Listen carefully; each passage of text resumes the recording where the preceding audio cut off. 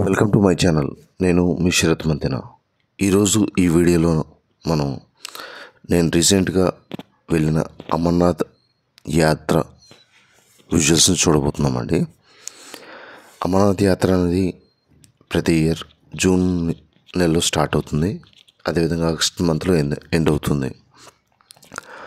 అమర్నాథ్ యాత్ర వెళ్ళాలనుకున్న వాళ్ళు ముందుగా SASB అఫీషియల్ వెబ్సైట్లోకి లాగిన్ అయ్యి రిజిస్టర్ చేసుకోవాల్సి ఉంటుందండి. కంపల్సరీగా హెల్త్ సర్టిఫికేట్ మరియు గవర్నమెంట్ ఇష్యూ చేసిన ID కార్డ్ అనేది మనతో పాటు ప్రింట్అవుట్ తీసుకువెళ్ళాల్సి ఉంటుంది. పెహల్గాం రూట్లో వెళ్ళినట్టయితే అప్రాక్సిమేట్గా 32 కిలోమీటర్స్ డిస్టెన్స్ వస్తుందండి. అదేవిధంగా బల్త్రా రూట్లో మనం 14 కిలోమీటర్స్ ట్రావెల్ చేయాల్సి ఉంటుంది.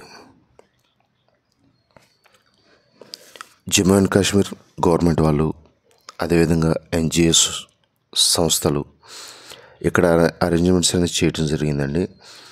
అకామిడేషన్, అదేవిధంగా ఫుడ్ మరియు సెక్యూరిటీ అనేది జమ్మూ అండ్ కాశ్మీర్ గవర్నమెంట్ వాళ్ళు చూసుకోవడం జరుగుతున్నది.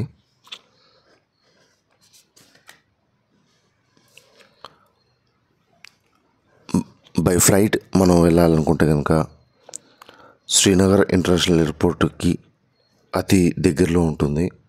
శ్రీనగర్ ఎయిర్పోర్ట్ నుంచి అప్రాక్సిమేట్గా 90 కిలోమీటర్స్ డిస్టెన్స్లో ఉంటుందండి పెహల్గాం అనేది. అదే బై ట్రైన్ అనుకుంటే కనుక జమ్మూ తావి రైల్వే స్టేషన్ మనకి నియర్ బై అండి. చరిత్ర ప్రకారం పరమశివుడు నందిని పెహల్గాంలో వద్ద విడిచి పెట్టి వెళ్ళటం జరిగిందండి. అదే తన జుట్టులో ఉన్న చంద్రుడిని ఇక్కడ శేషనాగ్ లేక్ దగ్గర విడిచిపెట్టి వెళ్ళటం జరిగింది. గణేశుడిని పంజితరం దగ్గర విడిచిపెట్టి వెళ్ళటం జరిగిందండి. వీళ్ళందరినీ విడిచిపెట్టిన తర్వాత పార్వతీమాత, పరమశివుడు ఇద్దరు కలిసి గుహ లోపలికి వెళ్ళినట్టుగా చరిత్ర మనకు తెలియజేస్తుందండి. ఇది మేము రీచ్ అయిన బేస్ క్యాంప్ విజువల్స్ అండి.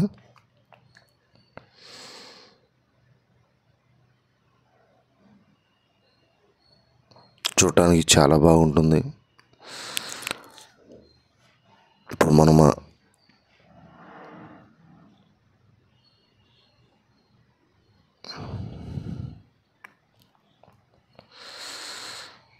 ఫైనల్గా ట్రావెల్ చేసిన తర్వాత మేము రీచ్ అయ్యామండి.